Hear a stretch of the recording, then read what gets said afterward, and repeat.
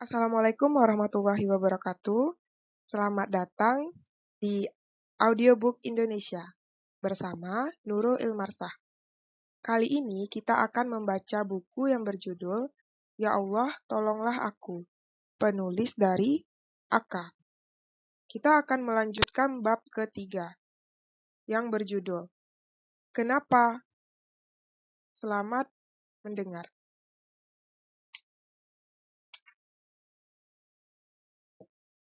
Manusia adalah makhluk yang berpikir. Ia memikirkan apa saja yang terjadi di sekelilingnya, termasuk memikirkan musibah atau kesedihan yang menimpanya. Tetapi biasanya manusia yang sedang ditimpa musibah tidak bisa berpikir dengan jernih. Mereka hanya bisa melihat segala sesuatu dari sudut pandang kesedihannya saja. Di saat seperti ini, semua hal yang ia pikirkan akan menjadi sangat subjektif, tidak rasional, dan cenderung kufur. Apabila seseorang sedang bersedih, seakan-akan apa yang ia alami berubah menjadi kesedihan dan menyakitkan. Jika ia melihat sesuatu, matanya menatap tapi hatinya berada di tempat lain. Jika ia bersama seseorang, hanya fisiknya yang hadir, sedangkan pikirannya melayang-layang entah kemana. Dimanapun ia berada, apapun yang ia lihat, setiap sensasi yang ia rasakan seakan-akan berubah menjadi kesedihan. Semua yang aku lihat, semua yang aku dengar, semua yang aku rasakan, semuanya menyakitkan. Seperti itulah yang telah diibaratkan pada bab sebelumnya.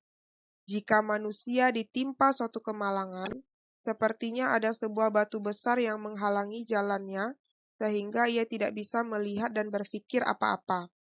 Segala sesuatu yang ia rasakan hanyalah musibah dan kesedihan saja. Hal ini menyebabkan jawaban dari pertanyaan-pertanyaanmu bukanlah memberikan jalan keluar, tetapi malah akan menambah keruwetan masalahmu sendiri. Kau pasti juga sering bertanya kepada diri sendiri jika ditimpa suatu musibah, bukan? Pertanyaan yang diajukan pada banyak sekali macamnya. Tetapi pada intinya, biasanya manusia mempertanyakan satu hal yang paling tidak dia mengerti. Kenapa? Kenapa aku? Kenapa aku yang harus mengalami kesedihan ini? Kenapa bukan orang lain? Kenapa aku? Disinilah sifat manusia yang paling utama muncul. Egois. Manusia adalah makhluk yang berego, makhluk yang sangat mementingkan dirinya sendiri. Apabila manusia mengalami sesuatu, ia akan selalu menghubung-hubungkan kejadian itu dengan dirinya. Bagaimana nasibku sekarang? Apa pengaruh kejadian ini pada diriku? Apa yang harus aku lakukan? Manusia selalu mendahulukan kepentingannya sendiri di atas kepentingan orang lain. Begitu pula apabila ia ditimpa musibah. Ia akan lebih dulu mengkhawatirkan bagaimana nasib dirinya sendiri, bukan nasib orang lain. Sebagai contoh, ada seorang wanita yang ditinggal wafat oleh suaminya. Di dalam kesedihannya, ia terus menangis dan berkata-kata kepada dirinya, "Wahai suamiku, betapa malangnya diriku kehilanganmu. Kenapa engkau meninggalkanku? Engkau tidak tahu betapa sedihnya aku ditinggal dirimu selamanya. Bagaimana kini aku harus hidup tanpamu? Bagaimana kini aku harus menjalani hidupku sehari-hari?" Di sini dapat kita lihat, biasanya orang yang ditimpa musibah akan memikirkan dirinya sendiri. Si istri sedih bukan karena suaminya meninggal, tetapi karena ia takut tidak bisa hidup tanpanya. Manusia juga biasanya merasa dirinya tidak layak menerima musibah yang ditimpa kepadanya. Manusia berhak memilih-milih kesedihan apa yang berhak ia terima. Manusia juga merasa bahwa kesedihan ini pantas ditimpakan kepada si A dan kesedihan itu pantas ditimpakan kepada si B misalnya. Sebagai contoh, ada seorang miskin yang kebetulan ditimpa penyakit yang begitu membuatnya menderita. Untuk berobat, ia harus mengeluarkan biaya banyak sekali, sedangkan ia sama sekali tidak punya uang untuk itu. Bahkan untuk makan saja, kadang ia harus meminta-minta ke sana kemari. Di saat seperti ini, ia mulai berpikir dan bertanya-tanya kepada dirinya sendiri. Ya Tuhan, kenapa aku yang harus sakit seperti ini? Aku kan tidak punya uang untuk berobat. Kenapa bukan orang kaya saja yang kau timpakan penyakit ini? Sekali lagi, ego tampak bekerja dengan baik melindungi manusia dari hal-hal yang bisa menyakiti dirinya. Ego manusia tidak rela kesedihan terjadi pada dirinya. Ia menganggap itu tidak pantas didapatkannya. Ia menganggap dirinya lebih baik dari yang lainnya. Ia bahkan rela melihat orang lain yang ditimpa musibah, asalkan dirinya bisa melihat dirinya akan bahagia. Jika kita renungkan dengan seksama, musibah itu menimpa setiap orang tanpa pandang bulu. Tidak peduli apakah itu raja atau orang biasa, apakah ia miskin atau kaya, apakah dia alim atau bejat. Semua orang pastilah akan ditimpa musibah dan kesedihan yang sama. Allah itu maha adil. Jangan mengira kaulah yang paling berhak menentukan segala sesuatu untuk dirimu. Jangan mengira bahwa kau lebih layak dapat musibah yang ini, sedangkan orang lain lebih layak dapat musibah yang lain. Semuanya sudah ditimbang oleh Allah berdasarkan peran kita masing-masing. Allah sudah tahu siapa yang mampu menerima setiap cobaan yang ditimpakan oleh Allah. Jadi, janganlah gundah, wahai saudaraku. Jika kau sedang mengalami suatu kesedihan, jangan merasa bahwa kesedihan itu begitu berat bagimu dan tidak dapat diobati. Janganlah merasa Allah tidak tahu keadaan diri kita dan menimpakan musibah yang tidak sesuai dengan diri kita atau memberi beban yang tidak mampu kita pikul. Kesedihanmu pasti akan hilang, pasti dapat diobati, pasti dapat diatasi. Karena Allah sudah mengukur setiap kesedihan sesuai dengan kemampuan kita masing-masing. Quran Surat Al-Baqarah ayat 286. Allah tidak membebani seseorang kecuali sesuai dengan kemampuan orang tersebut. Kenapa ini harus terjadi? Kenapa ini harus terjadi? Apa salahku kepadamu, ya Allah? Sebagian besar dari apa yang kita alami tidak kita ketahui penyebabnya. Kadang, suatu hal terjadi tanpa kita ketahui dari mana asalnya. Kita tidak tahu bagaimana sesuatu itu bisa terjadi, dan kita juga tidak tahu apa akibatnya.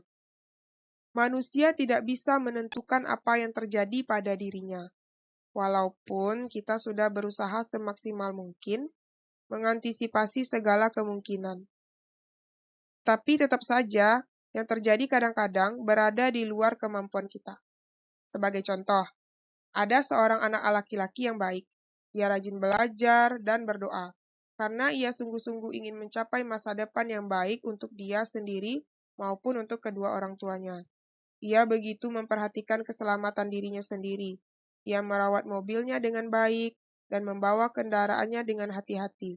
Bahkan sebelum berangkat, ia pun selalu berdoa untuk diberi keselamatan dalam perjalanan. Tetapi pada suatu hari, ia mengalami kecelakaan fatal yang nyaris merenggut nyawanya. Walaupun selamat, sayang sekali ia harus merelakan kedua kakinya untuk diamputasi. Sejak itu, ia cacat seumur hidupnya. Masa depannya yang begitu cerah seakan-akan hancur begitu saja di depan matanya. Di saat yang berat seperti ini, jiwa yang kuat pun kadang-kadang tidak mampu menerima beban seperti itu. Lagi-lagi hati akan bertanya-tanya, kenapa ini harus terjadi ya Allah? Padahal aku punya niat baik. Aku sudah berusaha dengan baik. Aku sudah berdoa kepadamu dengan baik. Kenapa masih saja kau timpakan musibah ini? Jika dipikir-pikir, anak itu memang benar. Ia sudah berhati-hati, ia sudah membawa mobilnya perlahan-lahan, ia selalu berdoa sebelum berangkat. Tetapi kenapa masih saja ia mengalami kecelakaan? Ia sudah mengantisipasi semua hal, tetapi kenapa tetap juga kena musibah? Ia sudah berbuat baik, tetapi kenapa masih saja ditimpa kemalangan? Kenapa hal ini harus terjadi? Pertanyaan-pertanyaan seperti inilah yang selalu dilontarkan oleh orang-orang yang bingung, yang tidak mengerti kenapa sesuatu bisa terjadi padanya. Adakah yang bisa menjawab ini? Mungkin kau bisa bertanya pada diri sendiri ribuan kali.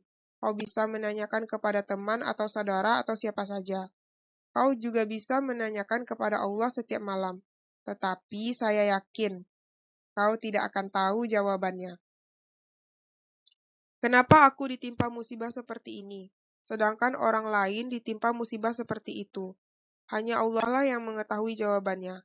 Kita hanyalah wayang-wayang yang memiliki peran yang ditetapkan oleh Sang Dalang, yaitu Allah Subhanahu wa Ta'ala. Mungkin ada yang berperan menjadi raja, menjadi sopir, menjadi orang alim, menjadi pejabat, dan sebagainya. Seiring dengan peran kita, Allah telah menyiapkan suatu cerita untuk kita. Ada yang mendapat cerita kehidupan yang indah, ada yang ditimpa musibah seperti ini, ada yang seperti itu, dan sebagainya. Quran Surat Ali Imran ayat 154 yang artinya, katakanlah, sekiranya kamu berada di rumahmu, niscaya orang-orang yang telah ditakdirkan akan mati itu juga ke tempat mereka terbunuh. Dan Allah berbuat demikian untuk menguji apa yang ada di dalam dadamu dan untuk membersihkan apa yang ada di dalam hatimu. Allah mengetahui isi hati. Ayat di atas aslinya diturunkan kepada umat Rasulullah Shallallahu Alaihi Wasallam yang tidak mau mengikuti perintah Nabi untuk berperang karena mereka takut terbunuh. Ayat tersebut menjelaskan, walaupun kau tinggal di rumah saja, tetapi jika kau telah ditakdirkan untuk mati, tetap tidak ada satupun yang bisa menolaknya. Kenapa sekarang? Kenapa ini harus terjadi sekarang? Kenapa bukan dulu? Kenapa bukan nanti saja? Musibah yang paling berat adalah musibah yang terjadi di saat kita sedang berbahagia. Karena di saat-saat seperti itulah manusia biasanya lengah. Manusia biasanya lupa, sehingga jika ada hal buruk yang menimpa dirinya, ia akan benar-benar kaget. Ia sama sekali tidak menyangka hal seperti itu bisa terjadi padanya. Ya Allah, bukannya aku mabuk kepayang, tetapi aku sedang senang. Ya Allah, bukannya kepadamu aku lupa, tapi aku sedang bahagia. Bahagia adalah laksana mabuk kepayang. Kau sedang tidak sadar, kau sedang tidak awas terhadap keadaan sekitar, karena kau sedang merasakan suatu kenikmatan yang tidak terhingga. Biasanya, jika hati yang sedang melayang seperti ini ditimpa suatu kesedihan, ia akan terguncang dengan kerasnya. Sebagai contoh, ada seorang pria yang telah berada di puncak karirnya. Ia seorang presiden direktur suatu perusahaan besar, gajinya lebih dari cukup. Rumah dan mobilnya bisa dibilang tipe yang mewah. Pokoknya, semuanya telah mencukupi bagian dan ia begitu bahagia dengan kehidupan ekonominya. Ditambah lagi dengan istri dan anak-anak yang mencintainya. Tiba-tiba, perusahaan yang dipegangnya ambruk. Semua asetnya disita, sampai-sampai ia bangkrut karena harus membayar utang-utangnya. Seluruh harta yang ia kumpulkan selama bertahun-tahun lenyap semuanya. Ia juga malah dipenjara karena dituduh pernah korupsi. Istri dan anak-anaknya yang tidak tahan akhirnya memilih berpisah darinya. Ini adalah suatu hal yang sangat mengejutkan bagi seseorang yang telah berada di atas harus jatuh secara tiba-tiba. Contoh lainnya, ada sepasang insan yang sedang mengalami masa-masa indah berkasih-kasihan. Mereka begitu senang, begitu sayang menyayangi, begitu bahagia. Semua yang mereka rasakan beraroma wewangian surga. Semua yang mereka sentuh berubah menjadi berbunga-bunga. Semua yang mereka jalani seakan tertulis dengan tinta merah jambu. Tiba-tiba di tengah kebahagiaan seperti ini, mereka terpaksa harus berpisah. Mungkin mereka harus berpisah karena ketidaksesuaian diri. Mungkin karena pihak ketiga, atau mungkin sang kekasih telah tiada. Apapun penyebabnya, pastilah hati yang mengalaminya akan terkejut dan sedih. Cobalah kau bayangkan, bagaimana rasanya hati yang bahagia tiba-tiba ditampar oleh kesedihan. Apakah tidak sakit? Apakah tidak hancur? Di saat seperti ini, biasanya hati mulai bertanya-tanya, "Kenapa harus sekarang, ya Allah? Kenapa Engkau beri kesedihan dikala aku sedang berbahagia seperti ini? Kenapa tidak nanti saja dikala aku sudah kuat?" Quran Surat Hud ayat 9. Dan jika kami rasakan kepada manusia suatu rahmat atau nikmat dari kami, kemudian rahmat itu kami cabut daripadanya, pastilah dia menjadi berputus asa lagi tidak berterima kasih. Ketahuilah, sesungguhnya Allah yang sedang dalam proses penguji dan sekaligus memberi peringatan kepadamu. Ia menguji apakah hambanya mampu melewati cobaan di atas yang sedang berada di atas. Allah ingin memberi peringatan kepadamu yang mungkin sudah melalaikannya karena sedang dimabuk bahagia.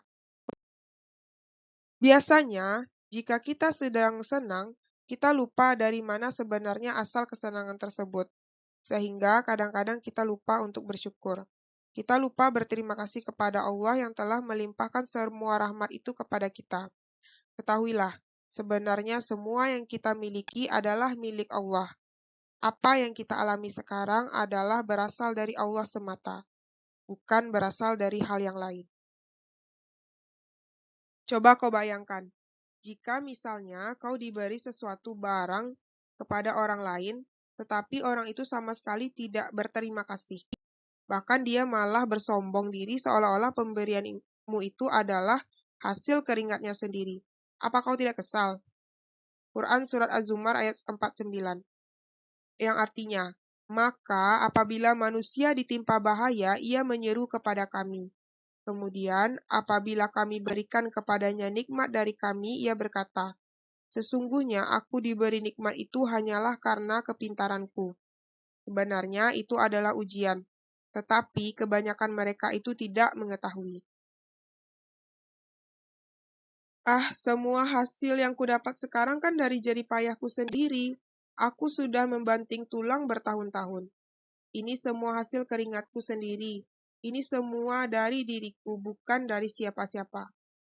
Astagfirullah, minta ampunlah kepada Allah sebelum terlambat. Renungkanlah firman Allah berikut. Quran Surat Al-An'am ayat 44 yang artinya, maka tatkala mereka melupakan peringatan yang telah diberikan kepada mereka, kami pun membukakan semua pintu-pintu kesenangan untuk mereka. Sehingga apabila mereka bergembira dengan apa yang telah diberikan kepadanya, kami siksa mereka dengan tiba-tiba. Maka mereka langsung terdiam dan berputus asa. Semua yang ada di langit dan di bumi ini adalah milik Allah. Kerja keras kita hanyalah suatu perwujudan dari pemberian rahmat-Nya. Apabila kau diberi suatu kebahagiaan, itu adalah rasa kasih sayang Allah kepadamu. Kau harus berterima kasih kepada Allah yang memberikan itu kepadamu. Jangan sombong. Jangan sombong. Jangan menganggap semua kebahagiaan adalah milik kita dan hasil jerih payah kita sendiri. Allah paling tidak suka manusia yang sombong seperti ini. Mungkin inilah salah satu sebab dirimu sedang ditimpa kemalangan. Di saat seperti inilah kau harus introspeksi diri. Apakah kau telah bersyukur atas nikmat yang telah diberikan olehnya? Apakah kau sudah lalai dari kewajiban-kewajibanmu sebagai seorang muslim? Apakah kau sudah begitu lupa diri? Saya akui memang kadang-kadang saya lalai kalau sedang berada di atas. Kadang-kadang saya lupa kalau diri ini sedang bahagia. Sampai kadang-kadang banyak kewajiban saya sebagai muslim telah saya tinggalkan. Maafkan saya yang lalai ini ya Allah. Alhamdulillah, berterima kasihlah kepada Allah yang telah menunjukimu rahmat ini.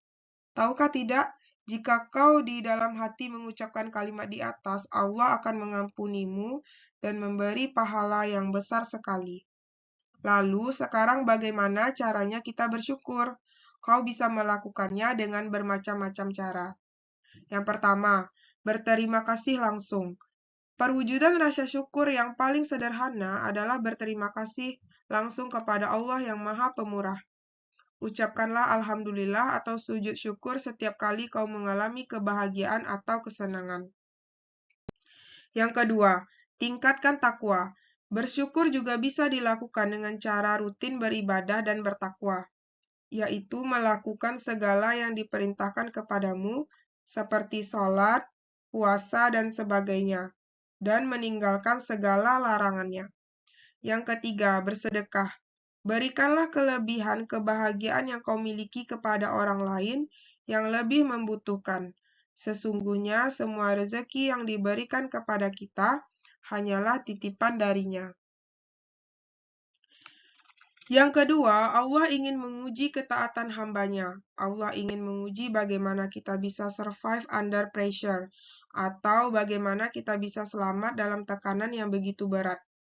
Seperti yang dikatakan di atas, musibah paling berat dirasakan apabila kita sedang dalam kondisi bahagia. Nah, mungkin disinilah Allah ingin melihat bagaimana sikap kita jika diberi ujian. Quran Surat At-Taghabun ayat 15 yang artinya, sesungguhnya hartamu dan anak-anakmu itu hanyalah ujian bagimu, dan di sisi Allah pahala yang sangat besar. Dalam suatu ujian, tentunya kau ingin lulus bukan? Apalagi jika lulusnya dengan nilai yang baik. Siapa yang tidak ingin begitu? Maka dari itu, anggaplah semua ini adalah ujian mendadak yang memang sudah disiapkan oleh Allah kepada kita. Jika kita sebelumnya sudah belajar untuk menghadapi ujian mendadak itu, tentulah hati kita tidak akan kaget bila tiba-tiba nanti Allah menguji kita. Baik, sekarang ujiannya sudah diberikan, dan saya sedang menjalaninya. Tapi masalahnya saya belum belajar, sehingga sekarang saat ditimpa musibah saya kaget, sehingga saya tidak bisa mengatasinya dengan baik. Rasanya berat sekali, dan saya seakan-akan tidak bisa berbuat apa-apa. Kini apa yang harus saya lakukan? Quran Surat Al-Baqarah ayat 155-157. Dan sesungguhnya akan kami berikan cobaan kepadamu dengan sedikit ketakutan, kelaparan, kekurangan harta, jiwa, dan buah-buahan. Dan berikanlah berita gembira kepada orang-orang yang sabar, yaitu orang-orang yang apabila ditimpa musibah, mereka mengucapkan, Inna lillahi wa inna ilaihi raji'un. Sesungguhnya kami adalah milik Allah, dan kepadanya jualah kami kembali. Mereka itulah yang mendapat keberkatan yang sempurna dan rahmat dari Tuhan mereka, dan mereka itulah orang-orang yang mendapat petunjuk. Memang saya akui sangat berat menjalani suatu ujian yang ditimpakan saat kita sedang bahagia. Itu butuh waktu. Kesedihan tidak bisa hilang begitu saja. Imanmu perlu dikuatkan, sikapmu perlu diperbaiki. Kau perlu juga banyak dukungan dari mana saja. Saya juga berharap bahwa buku ini sedikit banyak bisa membantumu sebagai ujian berat ini dengan baik. Kesimpulan. Quran Surat Al-Baqarah ayat 216.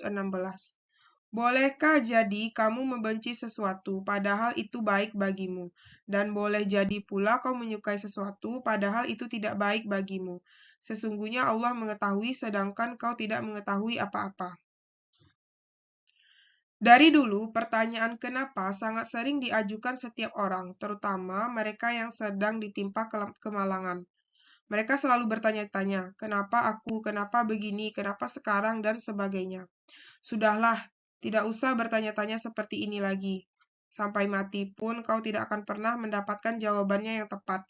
Karena kau sebenarnya tidak mengetahui rahasia yang ada di balik semua ini. Biarkanlah jawabannya hanya Allah yang mengetahui. Yang penting bagi kita adalah menerima segala kesedihan itu dengan kelapangan hati. Kau tidak perlu bertanya-tanya kenapa begini, kenapa begitu, dan sebagainya. Sekali lagi, Allah lebih mengetahui apa yang paling baik bagimu, meskipun itu menyakitkan di dada. Ingat, hanya Allah yang mengetahui alasan kenapa kau diberi musibah atau kesedihan. Lihatlah dirimu, apa yang sudah kau syukuri nikmatnya. Semua yang ditimpakan kepadamu sudah diukur dengan sebaik-baiknya oleh Allah. Jadi jangan takut, kau pasti dapat mengatasi kesedihanmu. Doa, Ya Allah, Aku bertanya-tanya karena aku bingung. Ya Allah, aku bertanya-tanya karena aku tidak tahu. Maafkanlah kebingungan dan kebodohanku ini, ya Allah. Sesungguhnya Engkau Maha Mengetahui dan Maha Pengasih. Berilah ketenangan pada pikiranku, berilah ketenangan pada hatiku, agar aku menerima cobaanmu ini dengan lapang dada.